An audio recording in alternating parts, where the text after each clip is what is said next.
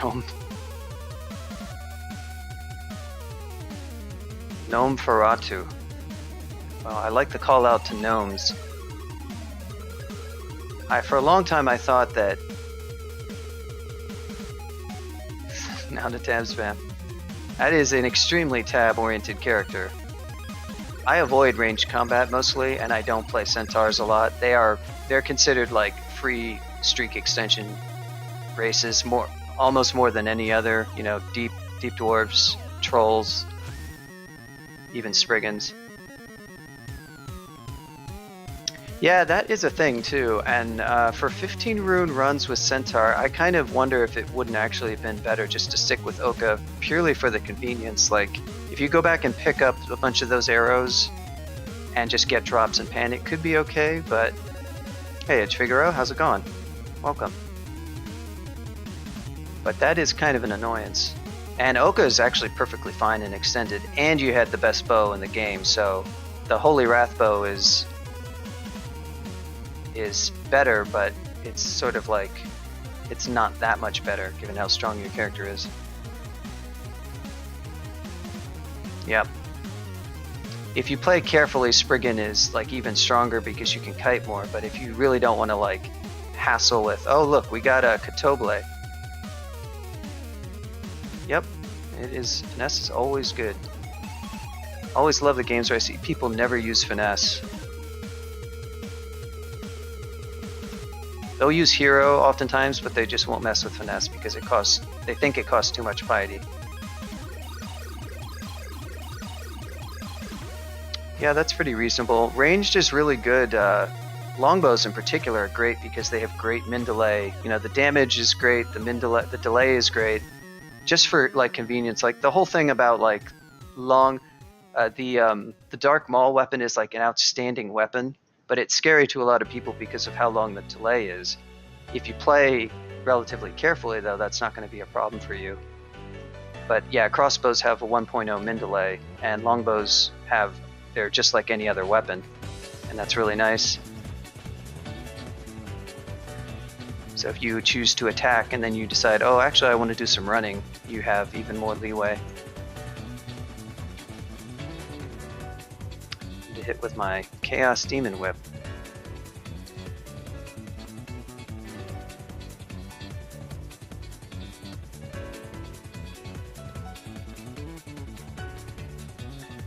Unarmed and no transmutations. And Okada's in. Yeah, that I did my win before my last one, I think, was OPAC. It was a Nemelek's choice in the tournament, and that was kind of a grueling win, but I did win it in one attempt. And I did eventually get statue form. And Mikey always makes fun of people who are aggressive about getting like that spell early, and he was kind of right because I started training for statue form in Swamp. And it was very painful because I wasn't leveling up any more fighting, I was just sinking all this XP.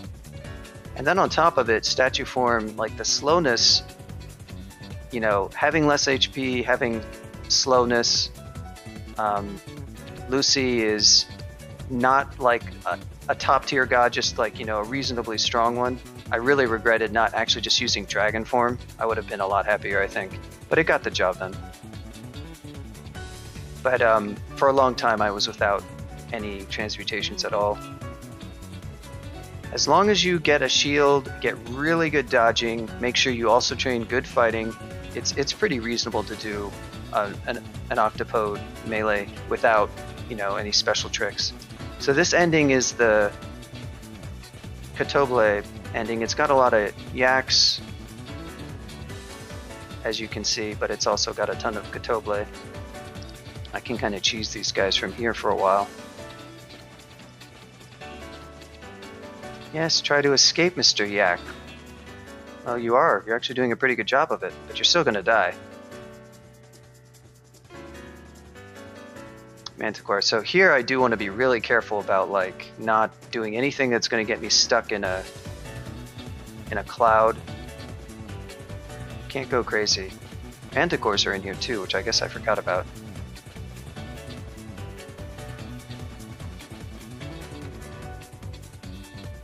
There's a theory among that DCSS makes you better at rando. That's an interesting theory. I have not heard this new meta. I played FF1 sort of just as a kid, and I always found it really neat. I played it really long after it had been released. Stop escaping, Mr. Yak. Why are you escaping my zombie hands? Gives you the right.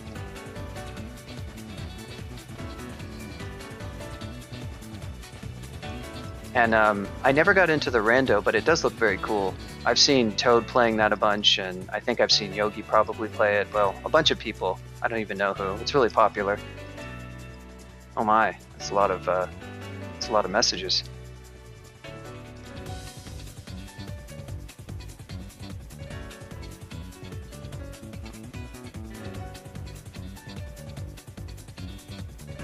I should try. I really enjoyed Super Zelda, as Iggy calls it, rando a lot, so I should try. Maybe we'll do some. Oh, I still don't have Animate Dead. I don't have enough spell levels for Simulacrum. Really wish I had Animate Dead, but I don't. How's this guy looking? A little bit nervous about using. Okay, here we go.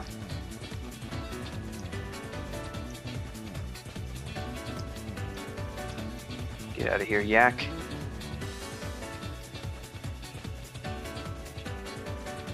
But yeah, I've enjoyed. I've been doing Zelda rando, just playing locally, and that's a lot of fun. I kind of need to do like an online race at some point, but I still have so much stuff that I want to practice. I need to get the practice ROM so that I don't have to go set up the save states myself. I think there's a really nice Zelda 3 practice ROM.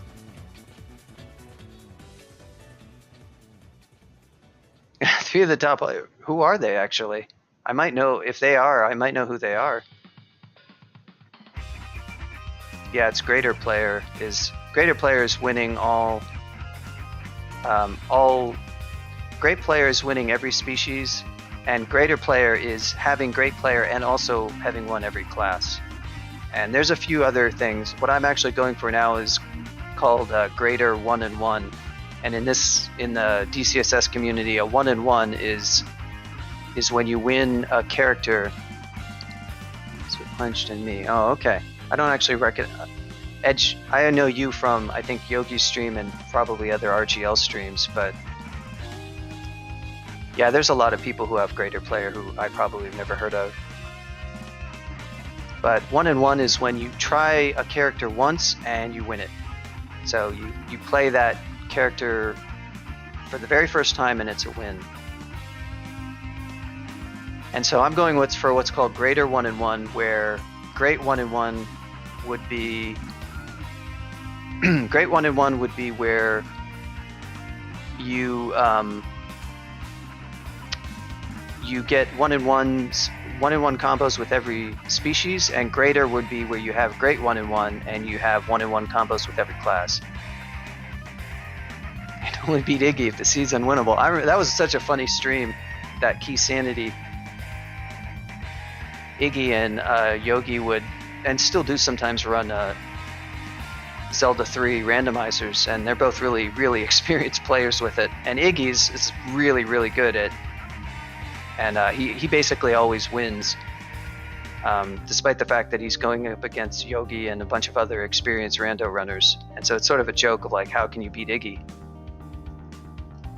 Okay, we got to watch out for Mr. Katoble Pass, but they were doing Key Sanity, where there's where a lot of the chests have keys. All the key placement is randomized, and you'll find keys anywhere. For each of the different dungeon type, the key only works in that dungeon, so you'll find a pod key in some random chest, could be in a dungeon, could be anywhere, and you can only open the doors to pod if you have a pod key. Not checking elbow is a bug. So yeah, this is a Key Sanity mode. It's a lot harder than the normal rando because you have to keep track of all the keys you found and the ones you're missing, and it's just all this more stuff to think of. So I'm just kind of bolt of dragon. I should constrict this guy because I'm only making my life. You can see he's blocking Los. See, this is a bad position to be in right here. If you lose Los, constriction stops with this spell. So you can't constrict out of Los, and you can't break Los. And his clouds actually will break Los because they're opaque clouds. So if they're 2 tiles deep, not all smoke clouds are like this. And most clouds, like flame, freezing clouds, they don't ever block Los, but smoke clouds, translocation clouds, which you get if you blink or if something teleports, so that's harmless cloud that gets left behind. Those calcification clouds, steam clouds. White Hat, where's White Hat? We're talking about steam, his favorite. But so you have to be careful about that with using constriction, because if he breaks Los with his clouds, he's no longer constricted.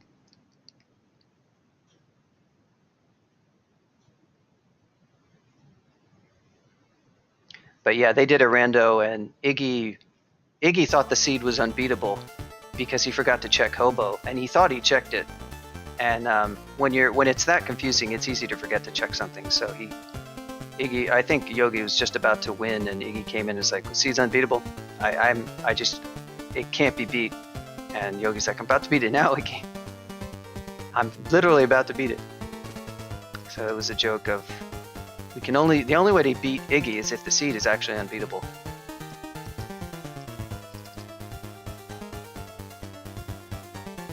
Yeah. Some of my viewers probably don't know about the people we're talking about because they're from streams that I watch a lot. But there's a few other, like Edge Figaro was saying, there's a few other people in like the NES speedrunning and the Super NES speedrunning who play DCSS.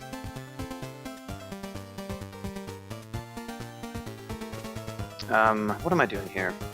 How's this guy looking? He's gonna die. Let's make a Sklotten.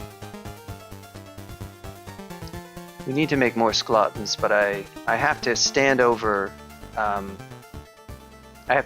corpses to animate them, so it's very time consuming. Now this part of the layout was made to kill you because it's this long corridor with Katoble. You could shout here, but yeah, you can see how if you get caught in that corridor, you're probably gonna get stuck in the clouds because it's stone, you can't dig out of it, and it even takes a turn. There he goes, he's blocking Los again.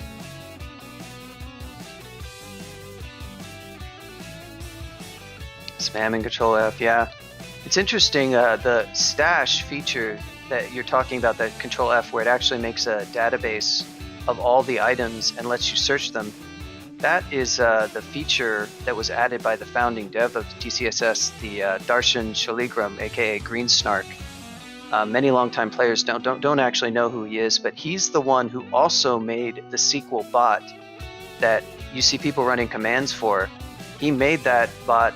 It had an initial version based on another long-time used bot, but he's expanded it to make it do all the awesome things that you see that bot doing, like looking up games. It's called SQL in reference to SQL because it's based on Postgres, but he created DCSS after development of Lindley Crawl stalled. I'm kind of out of stuff here. My Sklottens are blocking the way. Now they're all petrified. So I'm out of MP. It's not a big deal. I'll probably just finish this guy off with... Is he damaged at all? He is not. Paralysis, though. Okay. It's you and me, buddy. This cloud that he shoots out is damaging, too, so I have plenty of HP, but... Oh, I only have 10% chance with this. Well... I can...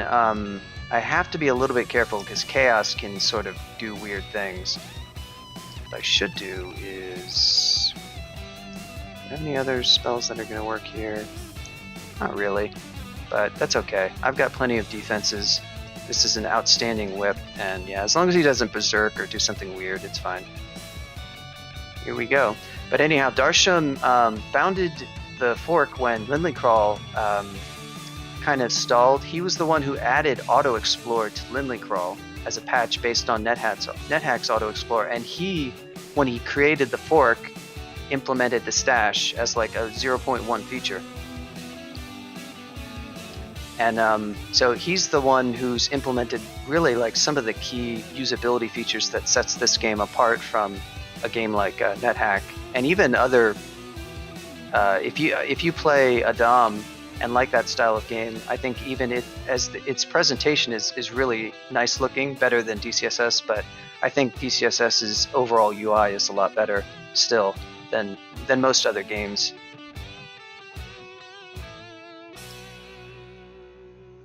So he gets a lot of kudos for that. He's one of Krawl's great wizards. Oh man, Staff of Wizardry, that's helpful. Drop an ID scroll. I've failed to drop. All right, we're gonna drop the spear. I think I like this demon whip so much. I'm gonna keep it. Staff of Power, we're not gonna mess with you. Wiz is actually pretty helpful as a swap to be able to cast spells.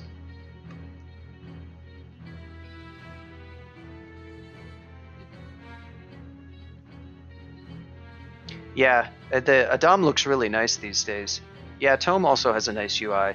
I don't like the design of those games very much. For me, Adam is sort of like a NetHack plus type of game, and I'm not into playing any more NetHack. I beat that game like 8 times, and I think the DCSS philosophy is a lot better for designing a game, and Tome is just like insane. But both Adam and Tome have really nice UIs, presentation-wise these days. But I think for usability, DCSS is still stronger. So I've been going through quite a bit of food, but Spell Hunger is actually pretty good. I've just been using a lot of the higher hunger spells a lot.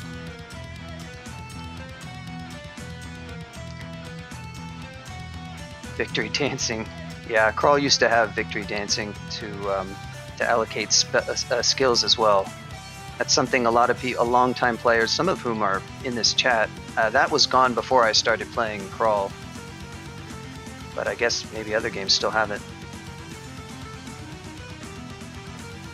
5 different resource bars. Randomly, yeah, I've heard of the Tomes like adding progressive difficulty because all the stuff is so crazy and OP.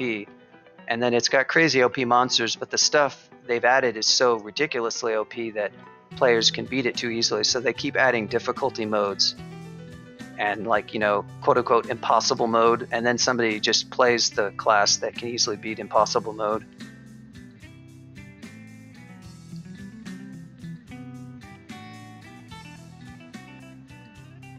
Beat Madness and it's barely playable. Minmay does a bunch of Tome dev.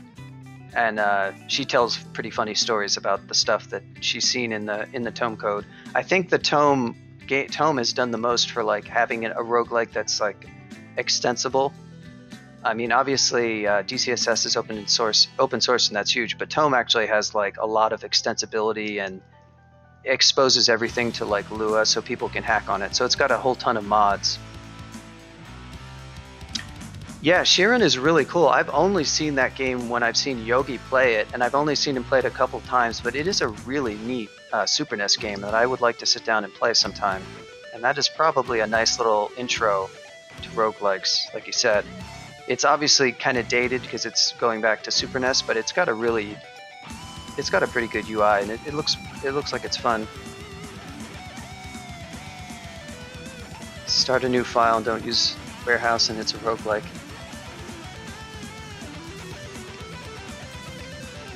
There are like a lot of pretty, depending on what style of roguelike you like, there's a lot of games out there these days. So that was Lair. One if Lair, 100%. This is a Bailey. I could probably clear a Bailey okay.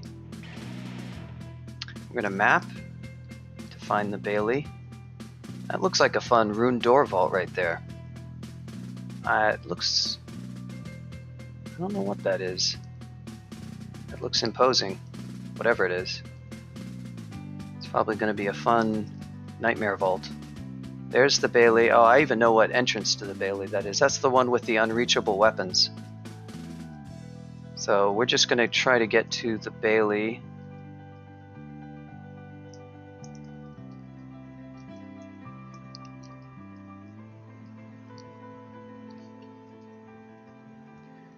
I will BBC these guys.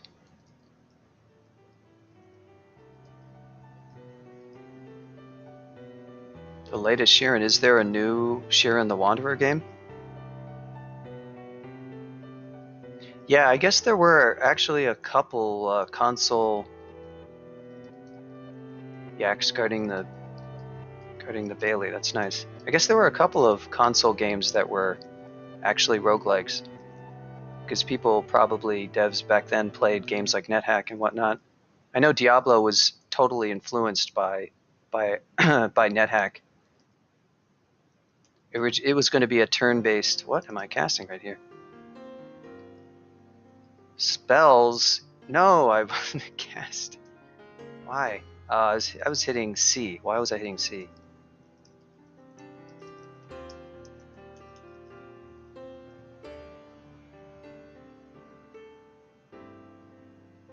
Yeah, that might be the case. I don't remember what the influence. Yeah, Angband would make sense. Oh, thanks for the follow, Edge Figaro. If anybody can place, nobody say it if you already know, but what game that sound comes from. I watched the video that was like the history of Diablo. I think that one series of like that looks into the history of like Doom and Diablo and all these game companies. It's a neat little documentary. I don't think they mentioned that it was specifically Angband, but that would make sense because Angband is one of the very oldest roguelikes and has like 1 billion forks. Syl is a game that a couple of crawl devs have worked on. It's another open source Angband derivative. Doesn't come from an Angband codebase, but it's a really nicely designed game. Elliptic and Marvin PA both have played that game a lot and have contributed to the dev. It doesn't see much active dev these days, but I need to get around to beating Syl. Right, Moria. I've really never played Angband at all. I've only played a little bit of Syl, so I don't know much about it. I know it's kind of a grindy type of game.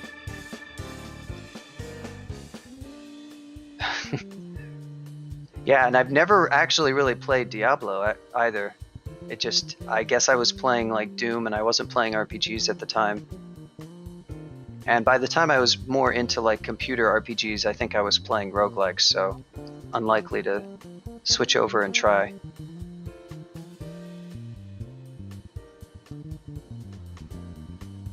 Well, Ofex, you are...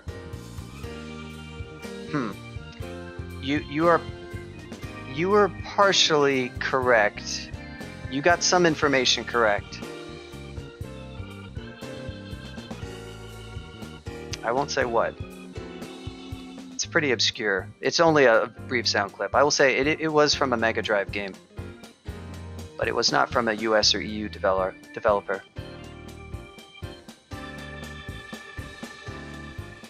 Alright, 47 items. We would like to free up maybe a couple of slots. Probably we do not need books when we are in a Bailey. I could read books to the orcs, but I don't think they would appreciate it.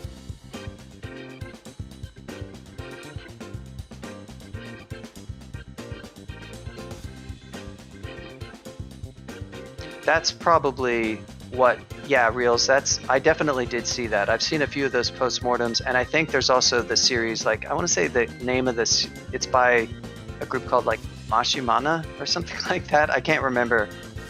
They do, like, the video game-based, like, videos, like, you recording them, like, in Halo and stuff. They did this series of, like, about Doom and about Diablo, but I've also seen that talk. So I'm probably confusing those. And yeah, those GDC talks are pretty cool.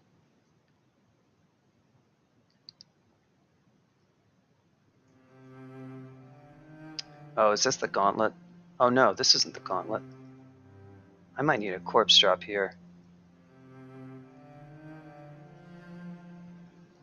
2 orcs. Wow, thanks, Kiku. Don't give me everything, Kiku. Why are you giving me 1 corpse, Kiku? I want more. Oh, kobolds. Well, this is not as scary. This is going to be a very easy Bailey. Yeah, go ahead. Throw your tomahawks. Go on and do that.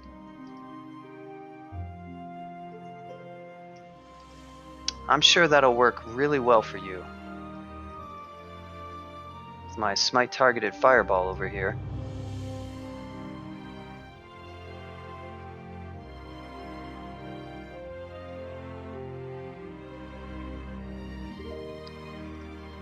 Yeah, and you're seeing the kind of nerfed version, and you're also seeing me having really bad spell power with it.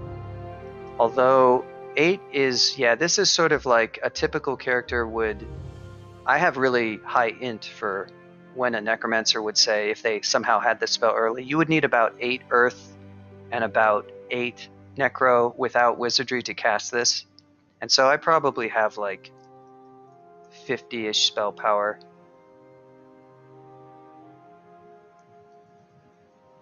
I guess it's not that bad. It got reduced, the constriction damage got reduced by about 25%, but it's still very good. Oh no, a hobgoblin. Oh no, another one.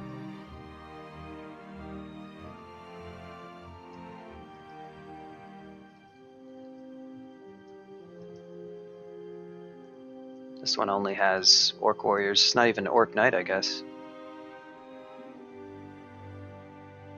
Here's our file. Evocation's pretty good with gnolls because they're always training it.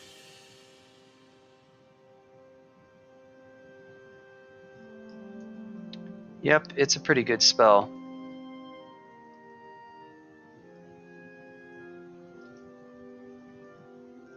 This is overall one of the easier Baileys. Most of the time when you enter this one, you can do it because it's just got some kobolds with tomahawks, which if you're really low XL and you get this on like, I don't know, level 8, maybe that will damage you. But there are some like the Gauntlet that has just hordes of orc warriors and an orc knight pack and stuff like that that relatively few characters can safely. Oh, look who it is. It's a Rolka. It'd be a shame if you got constricted. I am going to call some imps. She does have banish. I don't particularly want to get banished right now.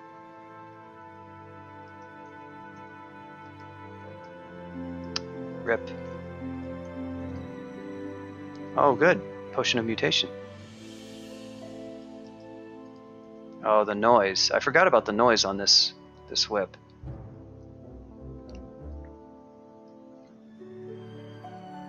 Bailey of Knolls with Howards. Yeah, that's a classic. I remember that from when I first started playing Crawl, and I remember many games where you would get that, you would finish it, but it was always pretty terrifying. Nice.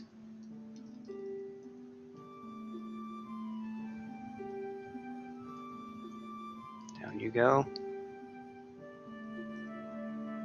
Don't want to get too, this is all pretty easy stuff right now. Just don't want to get too overconfident. Oh, there we go. Lucy will give me pain. Might have been. Did I miss a distortion weapon?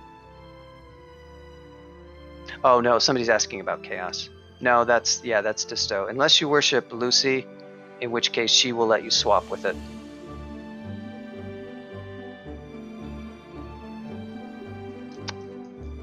Yeah, it is a very good brand. A lot of people don't bother using it. Actually, I wish I had used it on my OPAC. It would have actually been helpful.